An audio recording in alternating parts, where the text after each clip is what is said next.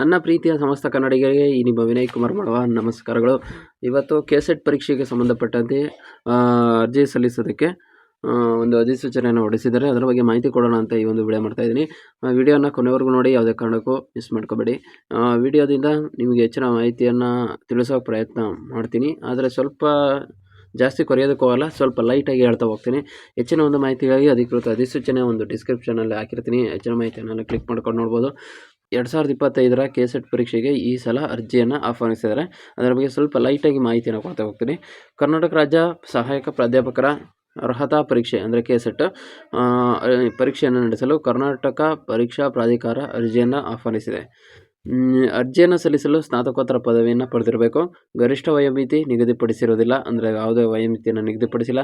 ಸಾಮಾನ್ಯ ವರ್ಗದ ಮತ್ತು ಪ್ರವರ್ಗ 2A 2B 3A 3B ಅಭ್ಯರ್ಥಿಗಳಿಗೆ 1,000 ರೂಪಾಯಿಯನ್ನು ಶುಲ್ಕವನ್ನು ಇಟ್ಟಿರ್ತಾರೆ.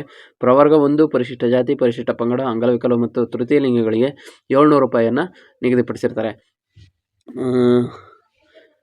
ಆಸಕ್ತ ಅಭ್ಯರ್ಥಿ ಅಧಿಕೃತ ವೆಬ್ಸೈಟ್ಗೆ ಭೇಟಿ ನೀಡಿ ಹೆಚ್ಚಿನ ಮಾಹಿತಿಯನ್ನು ಪಡ್ಕೋಬೋದು. ಹೆಚ್ಚಿನ ಮಾಹಿತಿ ಬೇಕು ಅಂತಂದರೆ ಈ ವಿಡಿಯೋ ಡಿಸ್ಕ್ರಿಪ್ಷನಲ್ಲಿ ಅಧಿಕೃತ ಒಂದು ಅಧಿಸೂಚನೆಯನ್ನು ವಿಡಿಯೋ ಡಿಸ್ಕ್ರಿಪ್ಷನಲ್ಲಿ ಹಾಕಿರ್ತೀನಿ PDF ಅಲ್ಲಿ ಕ್ಲಿಕ್ ಮಾಡೋ ಮುಖಾಂತರ ನೋಡ್ಕೋಬೋದು. ಈ ಒಂದು ಮಾಹಿತಿ ನಿಮಗೆ ಇಷ್ಟ ಆಯಿತು ಅಂದರೆ ನಮ್ಮ ಇನ್ಸ್ಟಾಗ್ರಾಮಲ್ಲಿ ಫಾಲೋ ಮಾಡ್ತಿಲ್ಲ ಅಂದರೆ ಫಾಲೋ ಮಾಡಿ, ಫೇಸ್ಬುಕ್ಕಲ್ಲಿ ಫಾಲೋ ಮಾಡ್ತಿಲ್ಲ ಅಂದರೆ ಫಾಲೋ ಮಾಡಿ. ಯೂಟ್ಯೂಬ್ ಚಾನಲ್ಗೆ ಇನ್ನೂ ಸಬ್ಸ್ಕ್ರೈಬ್ ಆಗದೆ ವಿಡಿಯೋ ನೋಡ್ತಾ ಇದ್ದರೆ ದಯವಿಟ್ಟು ಸಬ್ಸ್ಕ್ರೈಬ್ ಮಾಡಿ ಹಾಗೂ ಪಕ್ಕದಲ್ಲಿ ಬೆಲ್ ಬಟನ್ ಕ್ಲಿಕ್ ಮಾಡಿ. ಇದರಿಂದ ನಾವು ಅಪ್ಲೋಡ್ ಮಾಡುವ ಎಲ್ಲ ವಿಡಿಯೋಗಳು ನಿಮಗೆ ನೋಟಿಫಿಕೇಶನ್ ಮುಖಾಂತರ ಸಿಗುತ್ತೆ.